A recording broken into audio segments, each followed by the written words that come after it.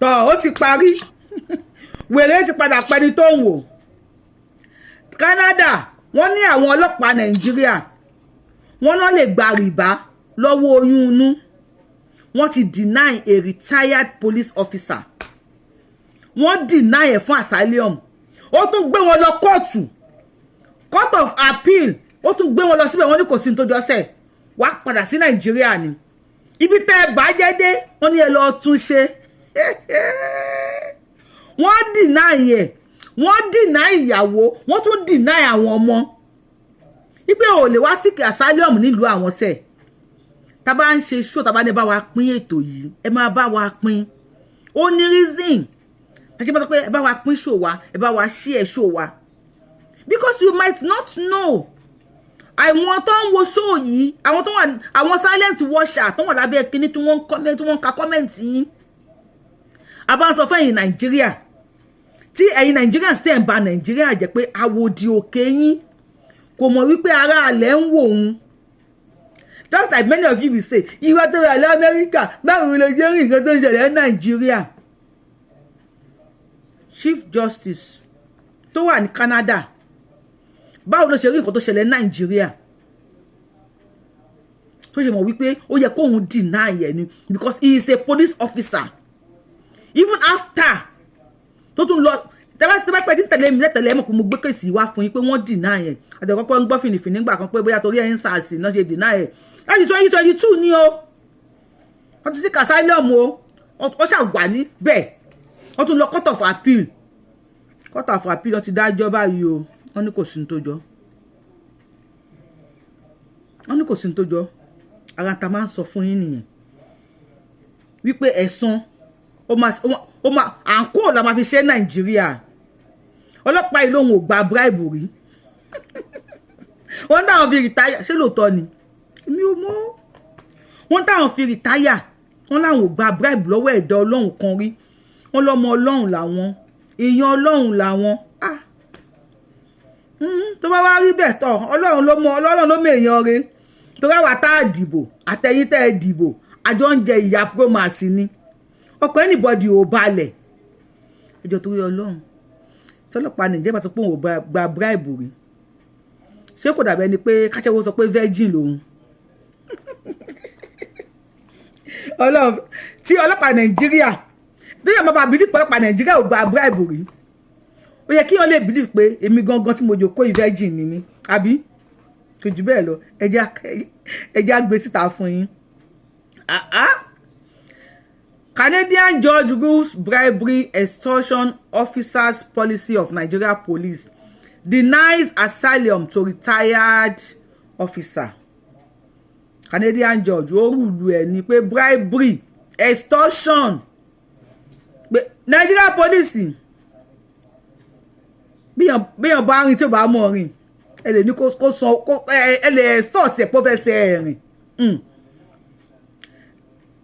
A retired Nigeria police officer appealed to refill his asylum refusal was denied by Madam Justice NGO of a federal court in Ontario, Canada, on the ground that Nigeria police forces is notorious for extortion, bribery, and other vices that vitiate the ex-officer's case.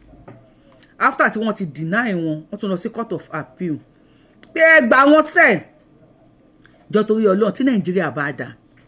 A retired police officer, I believe you should be able or to be capable láti take care fún àwọn ọmọ yín. Tó bá yẹ pé gbogbo wa pawọ́pọ̀ láti sọ fún àwọn olóṣèlú pé ohun tí náà ń ṣe yìí ò dáa. Èmi ò ní jápa, ẹ̀yin náà ò ní jápa. Ẹ bá mi share video with other police officers kí wọ́n lè mọ ohun tó ń bọ̀. Àṣà Kóyèkí á ní ẹ̀ tí mọ ohun tó ń bọ̀. Kán lè mọ ohun tó ń bọ̀ o. Ìwọ tí bàbá ẹ̀ ń ṣe ọlọ́pàá. Wá lọ sí asylum o. Ìgbàlẹ̀ náà máa fi gbá ẹ dànù. Even àwa tá àṣẹ ọlọ́pàá gan, àwa lẹ́yìn òdì ìbẹ̀rù bójó. Ṣé ìlú wa ò ní nǹkan tó tó lò ní? Ṣé we have what it takes to live in our country? But àwọn kan jókòó lé. Àbọ̀ ń bọ̀ wá bóníṣẹ́ o. Àbọ̀ ń bọ̀ wá bóníṣẹ́. Ẹ̀gún máa ń gún baba lẹ́sẹ̀ ń gbà mí. Wọ́n máa lọ yọ ní ẹsẹ̀ ọmọ. Following the two asylum rejection, The first by the Refugee Protection Division, RPD. Refugee Protection Division. Àwọn kọ́kọ́ deny wọn fún asylum náà kò sí ní tó jọ ṣe ọlọ́pàá nìyẹn ọlọ́pàá Nàìjíríà ó ní gba asylum nílùú iṣẹ́ ní Canada kò sí ní tó jọ Ontario náà ti ń bá wọn fà o. And the other by the Refugee Appeal Division, àwọn RAD, Refugee Appeal Division tó ti lọ appeal pé tí RPD bá deny mi ẹ̀yin RAD ẹ gbà mí. Àwọn RAD ní kò sí ní tó jọ o, àwa ò lè gbà ẹ́. Tó bá ti mú RPD deny yẹn RAD náà sọ pé àwọn ò gbà, bọ́ síwájú ni. Martin Peter Nwokolo sought the court assistance to refute the unfavorable decision of the immigration agencies, citing unreasonableness and breach of procedural fairness. Ẹ máa bá mi gbà tí má ṣe ń pè o. Ọmọ èèyàn ni mí, Amẹ́ríkà, Canada lè fún mi lázàlẹ́ ọ̀mù. Ló bá ti sá ẹmọ ọgbà ni mí, mo ti sá dín ẹgbà mí, ó yẹ kẹ́ lè fún mi náà. Ó wà unfairness kẹ́ sọ pé ẹ ní fún mi. Mo ti seek asylum, mo ti sá lọ́tún, mo sá sósì. Ṣùgbọ́n Canada Asylum, RAD, RPD wọ́n yarí kan lẹ̀ ní o. Wọ́n ní kò sí ní tó jọ. Wọ́n ní kò sáyé ọmọ ọgbà ní bíbí. Wọ́n ní ká padà sí Nàìjíríà. Kọ́ lọ gbára wọn Nàìjíríà. Despite pé wọ́n ní mo mọ̀ fi my kíní kan, I know my right. Wọ́n fi lọ sí court of appeal o. Gbọ́n court of appeal ní kò sí nǹkan tó jọ. So definitely not all cases náà lèèyàn máa ń win nílùú òyìnbó. Even though wọ́n fún aláyè, but not all cases ló lè win. But Mrs. G.O. in October 2024 dismissed Mr. Nwokolo grievances as ill-conceived, stressing that the RPD and RAD were right to deny him asylum, given a section of the Canadian law forbids the insurance of refugee status to persons who have committed serious non-political crimes before coming to Canada. As a police officer, they believe you have committed non-political crimes, so they can deny you. They can deny you. They deny me of asylum. Ó lọ sí àwọn RPD, wọ́n bá wọn fà, wọ́n bá wọn RAD náà fà. Wọ́n padà lọ síwájú chief judge, iwájú judge Mrs. G.O. And she said there is a law that binds tí ó ìdẹ̀gbóyìnbó ọ̀hún jẹ́ kí n máa sọ Yorùbá pé there is a Canadian law tó yẹ pé kò fi àyè gbà, kò sí àyè fún yín láti dúró ní ìlú that wọ́n lè deny yín bó ṣe ní right pé ẹ lè gbé Canada lọ sí court. The Canadian náà ní right, wọ́n lè gbé law tó band yín. As ọlọ́pàá, you contributed to many things in Nigeria. Bàbá fẹ́ japa. Wọ́n fẹ́ japa. At least àwọn máa rí school ọ̀fẹ́ lọ. Primary school ọ̀fẹ́, secondary school ọ̀fẹ́. University wọ́n á rí lóònù gbà. Táwọn bá dẹ̀ kúrò ní school wọ́n á rí iṣẹ́ ṣe. During school, time gan tó wà ní school gan, during school season gan wọ́n lè máa tún ṣiṣẹ́ lẹ́gbẹ̀ẹ́ kan. Retired police officer wọ́n pé wọ́n máa ṣe security àbí kan máa ṣe iṣẹ́ àwọn náà kúkú he ṣe ni. But ọkọ̀ wọn máa balẹ̀. But Canada ni kò sí ní tó jọ, ẹ padà sílé. The justice said that Mr. Nwokolo, who retired as a traffic warden under the Nigeria police, fell into this category of non-political criminals. Non-political criminals. Because the Nigeria security outfit was infamous for extortion and bribery. Wọ́n tó bá ti rí aṣọ àwọn ọlọ́pàá, aṣọ Nigeria àti traffic warden o, àti ọlọ́pàá Nigeria tó bá ti rí aṣọ wọn lọ́kàn báyìí. Mọ̀ pé wetin you carry.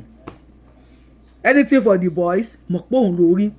Tẹ́ bá ti ń wo show wa, ẹ máa bá wa kọ comment. Kí ni experience ẹ̀yin ti rí pẹ̀lú ọlọ́pàá? Kí ni experience tí àwọn èèyàn yín ti rí pẹ̀lú ọlọ́pàá? Ẹ máa bá wa kọ sí comment section. Ẹ dákun ṣé kò sí òfin tó lè báǹdì àwọn ọmọ politicians náà ni?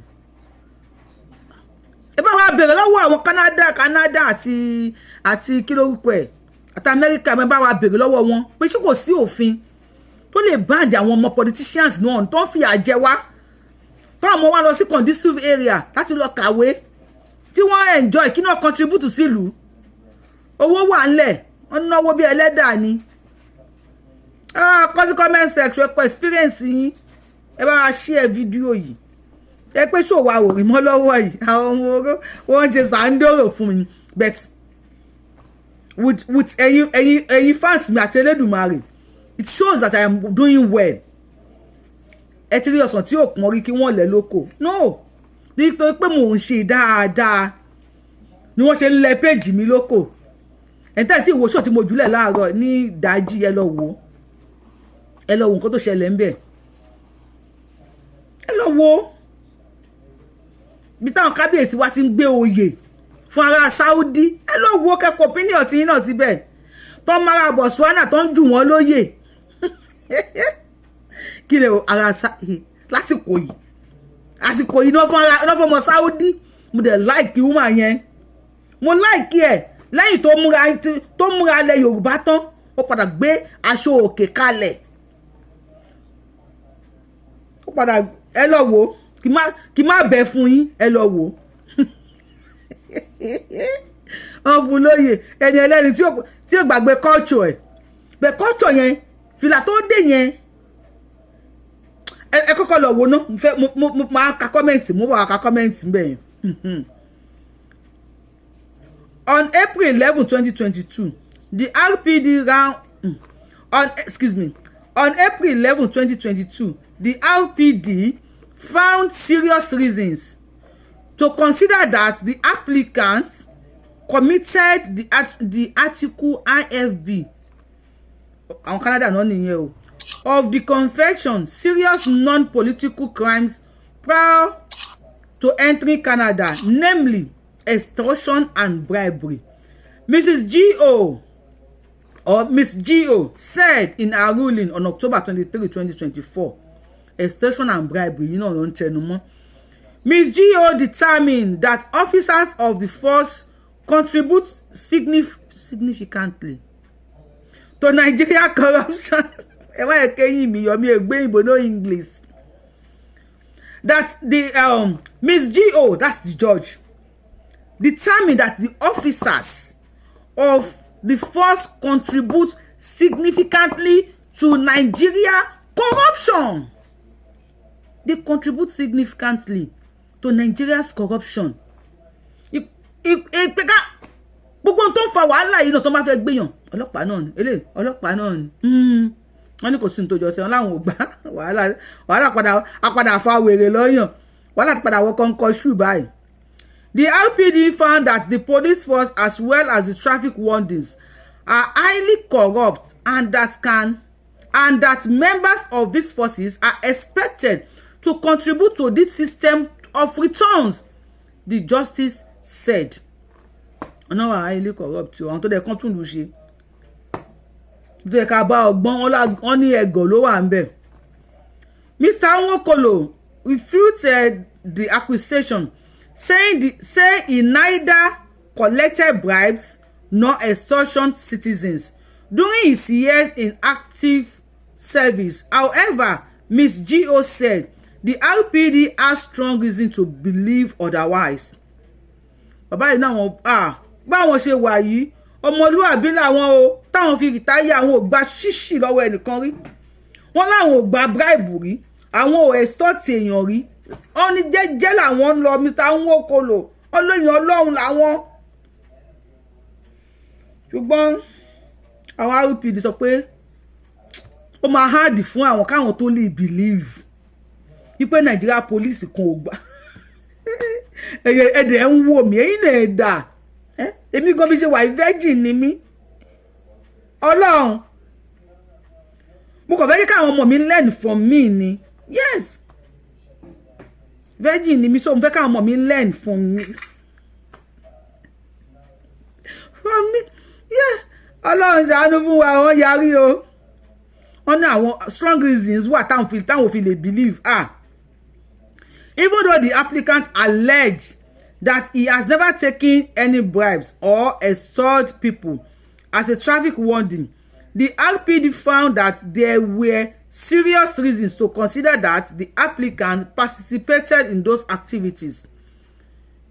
MSGO said, Miss GO, not so bad. You pay àwọn ò lè gbàgbọ́, wọ́n ní kò easy àti gbàgbọ́. Mr. Nwokolo, a pastor of the Chapel of Power Ministry since 2005, told the RPD that he was offered a position of chief priest in Nigeria. He rejected the position, a move that he claimed triggered persecution in 2018. Someone do a chief priest ní ọ̀dọ̀ àwọn ọlọ́pàá ni. Àbóyìnbó yẹn ni ó yé mi dáadáa. Ẹ bá mi wo òyìnbó yẹn jọ torí Ọlọ́run. Someone do wàhálà. Only pastor làwọn. Canadian government, this is a pastor, the pastor of in the Lord. He first relocated to another part of Nigeria and eventually japa to the US in 2018.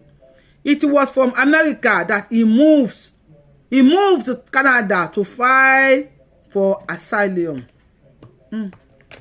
My king mi yo. Wala kọ́kọ́ sá lọ sí ìlú mi. Nínú Nigeria, wọ́n ní ta wọ́n wá japa wá sí America. Bá ti dúró l'America. Kí ló ṣí máa yìí nídìí. Asylum tó lọ sí kìnísìn, wọ́n ní lè padà sí America o. That is just it. That is just the problem. Wọ́n ní lè padà sí America. Àbí máa lè padà sí America ni. Ẹni tẹ́ bá mọ̀ jù mí lọ. Tó mi náà ṣe dá America nsìn. Mi sì lọ ọdún kan l'America. Àbí kí lẹ fẹ́ kí n sọ? So mo bí máa fún wọn tó máa padà sí America. Lásìkò bàbá Trump yìí. Adarí pọ̀ o. Ẹjọ́ kí lẹ rí sí? Kí ni kí ọlọ́pàá yìí ṣe? Ṣé believe pé àwọn ò gba bribery? Why tó ọlọ́pàá fẹ́ japa? Ẹ tó ti serve ìlú bàbá your father's land or be your mother's land for years. Now retired. Then you now want to japa to another country. Tí ìlú bá dá ṣó yẹ kẹ́ japa. Tí ìlú bá dá tá bá pawọ́pọ̀ jẹ́ ká pawọ́pọ̀ ká bá o lè wí. Ẹni bí tó nìkan gbé sí ni ò dá. When we talk wọ́n ní kẹ́ lọ mú wa. When we talk even sometimes the way you address citizens, Nigeria police ó ní agbára. Rí aṣọ yín yẹ kó ya ni. To the extent pé Nigerians ń sọ wípé táwọn bá rí ajínigbé, kidnappers tán bá rí ọlọ́pàá, wọ́n láwọn á sá látọ̀dọ̀ ọlọ́pàá lọ́sọ̀dọ̀ ajínigbé, kájínigbé fẹ́ kan jí àwọn gbé. You see? Because when táwọn wà, wọ́n ti mọ ọ̀dọ̀ táwọn wà already. Ọlọ́pàá that supposed to láti gbé èjìká yín kalẹ̀. The citizens should be able to lean on your shoulders. Yet the citizens are scared of your, even seeing your uniform, èèyàn lè dákú. Now, a ti sọ fún yín, ẹ̀gbọ́n ti gún bàbá lẹ́sẹ̀ ń sìn, wọ́n ti yọ lẹ́sẹ̀ ọmọ. Àwọn ọmọ yẹn ń sìn, ó máa lójú ìlú tán máa lọ ń sìn tí wọ́n ní deny wọn. Because mo mọ̀ pé ẹ kì í ṣe citizen ní America. Bóyá ẹ tí ṣèwé gan, and you want just bí a kò lọ seek asylum kẹ́ lè ríwèé ṣiṣẹ́. America ò easy. Yes, we all know that. We are all struggling here. If at all, gbogbo wa pawọ́pọ̀ tí a fi àgàbàǹgebè sí, olè, ojú kòkòrò, power intoxicating, power drunk, ẹ kàn lè yìnbọn for anybody anyhow. Now this man said he knows nothing about extortion or bribery, that he has never collected bribe from anybody. He has never extorted anybody. The Canada land. Please share your experience with the Nigerian police in the comment section. Let me see you in the comment section. How far? Kí ni experience it in? Kí lẹ́yìn ti rí? About the comment section. If you are coming on this page for the first time, I am the one and only Akalolo of Yorubaland. Yorubawuyi lórúkọ mi. Yorubawuyi lèmi ń jẹ́. I am the one and only Akalolo of Yorubaland. Adáwọn ilẹ̀ Yorùbá. Ọmọ ìjọ ọmọ lọ Yorùbá tí ó pè méjì. Abẹni ọmọ òṣè pààrọ̀ tó máa pààrọ̀ tí wá adéwájú federal government. Tó máa sign it. máa déwájú Elédùmarè. Please ẹ má torí èní kẹ́ fi bà ọ̀la jẹ́, because ẹ̀san kò gbóògùn o, ẹ̀san áké o. Ẹ bá wa ṣàdúrà fún Mr. Nwokolo, ọ̀gá ọlọ́pàá tó ń rìtáyà, wípé kọ́lọ́run san wọ́n lẹ́san. Tó yẹ pé wọ́n ṣe dáadáa nígbà tó ń ṣiṣẹ́ lọ́wọ́, Ọlọ́run ló bó ṣe máa san wọ́n. Bọ́dẹ̀ yẹ pé ìkan yòókù náà ṣe, because sometimes gan ẹlòmíì tí orí ẹ̀ ò sí nílùú òyìnbó ó lọ sílùú òyìnbó, Nàìjíríà dẹ̀ lórí ẹ̀ wà. Tó yẹ pé Nàìjíríà náà lórí wọn wà kó padà sílé kó máa lọ sílé, because Canada sọ pé because he is a Nigerian police wọ́n ní kò sí ní tó jọ. Asylum yẹn ní kò lè rí kínkín gbà báyìí. Ẹ bá ṣe ṣọ́ta wọn, ẹ bá wá share fídíò yìí, ẹ mọ̀ pé káwọn èèyàn lè bá a rí ni. Ẹ bá wa sọ fún àwọn Canada judge, Canadian law, kó bá wa include àwọn politicians wọn, àwọn politicians Nàìjíríà náà àtàwọn ọmọ kó bá wa include ẹ̀, kámẹ́kà náà bá wa include ẹ̀. Abíkílẹ̀ ni mo wí. See you on my next show. Thank you. I love you. Bye bye. Ṣé tẹ́ tán pop lórí show yẹn, tẹ́ tán pop kẹ́ ṣí ẹ jàre. Àwọn bó ṣe ń lọ. See you on my next show dáwọ̀. Kí ló ti wọ̀ bọ́ ìmọ̀ ajá gẹ́ ìmọ̀ ajá rẹ̀?